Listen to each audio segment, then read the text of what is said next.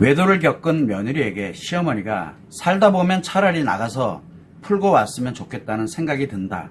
고 말하는 것은 뭘 어쩌라는 건가요?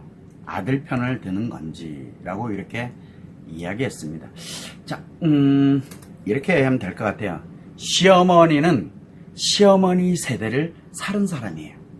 그래서 시어머니 연령대가 어떻게 되는지는 잘 모르겠지만 그때는 참고 견디는 게, 그래서 아이들만을 위해서 참고 견디는 게 미덕으로 생각을 하고 살아갔던 시대가 있었어요. 그리고 그런 부모로부터 또 이렇게 배운 사람들은 이런 고통을 느끼고 뭐하고 그럴 때 또 아이들을 위해서 참고 살아가는 게 미덕인 줄 그렇게 착각을 하면서 살아가는 경우가 많습니다. 그래서 시어머니 같은 경우에는 그냥 이 남편이 외도를 하면 그냥 참고 아이들 바라보면서 그냥 가정을 잘 이렇게 지키고 이러면은 때 되면은 돌아온다. 늙고 병들면 돌아와요. 왜?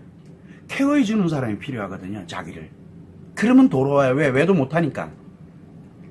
그래서 그런 세대를 사는 분들, 그리고 그렇게 세뇌되신 분들, 또 그게 미덕인 줄 아는 분들은 시어머니처럼 그렇게 말을 합니다. 누구에게? 며느리에게. 자, 그런데 이 며느리 입장에서 볼 땐 그 시대를 사는 사람이 아니잖아요. 이거는 아니거든요.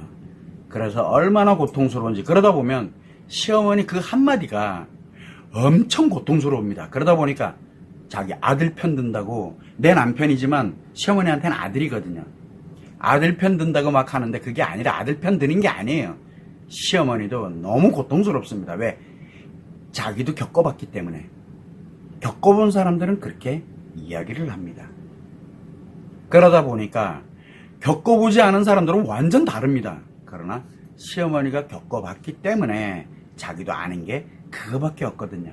자, 여기에서 며느리 입장에서 볼 때는 말도 안 되는 얘기를 하고 있는 거예요. 그러나 며느리가 미워서 아들 편드느라고 하는 게 아닙니다. 본인이 아닌 게 거기까지 뿐이에요. 왜? 회복해본 경험이 없거든요. 자, 역으로 얘기해볼까요? 지금 현재 그 며느리, 외도를 겪고 있는 며느리 입장에서 볼 때는 치료 회복을 해본 적이 없어. 그리고 막 소송하고 이혼하고 뭐를 했어, 문제 해결하고 막 그래서 남편이 다시는 안 할게 막 빌고 그러니까 막 덮고 넘어가고. 그 누가 해요 이제? 누가 합니까? 아이들이 합니다. 내 아이들이 살아가면서 또 외도와 관련돼서 고통을 느낄지 아니면은 외도를 하게 될지 그거는 모르지만 결국은 뭐냐, 똑같은 방식으로 가라고 밖에 내가 할 수 있는 얘기가 없어요. 왜? 나는 치료 회복을 해본 적이 없기 때문에.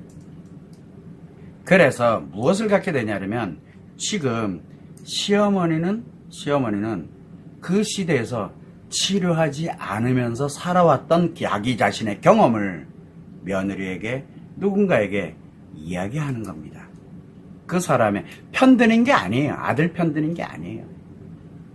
그런 부분을 오해하지 마시고, 지금 외도의 고통을 겪고 있는 며느리다 그러면 이유야를 막론하고 자기 인생부터 회복을 해놓고 남편 두드려 잡아야 될 거 아니에요.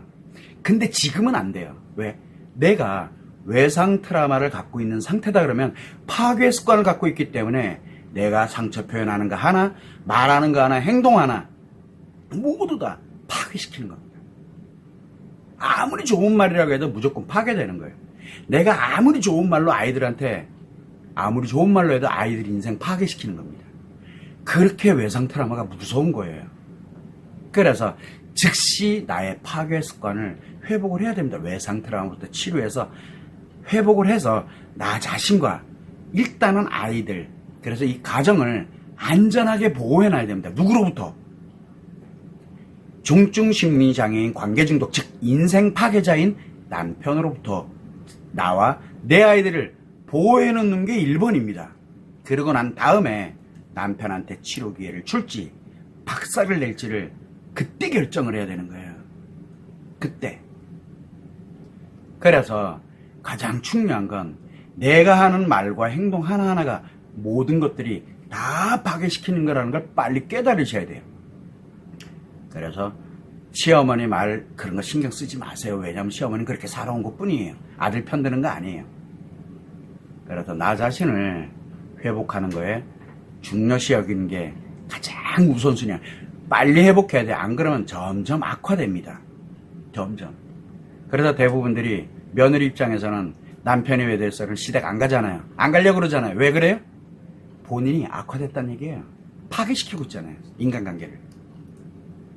원래는 안 그랬는데 결국은 그래서 이제 인간관계가 끊어지는 거예요. 즉 내가 인간관계를 파괴시켜버린 거예요. 그냥 본인은 그걸 몰라요. 외상 트라우마가 그만큼 악화됐다는 거예요. 그거를 아이들이 보고 배워요. 그래서 나이 좀 힘들면 엄마와의 관계도 끊어버려요. 그냥요. 아이들이. 안 그러면 매달려 있어요. 이 점을 꼭 유념하셔야 돼요. 내가 나 하나에 의해서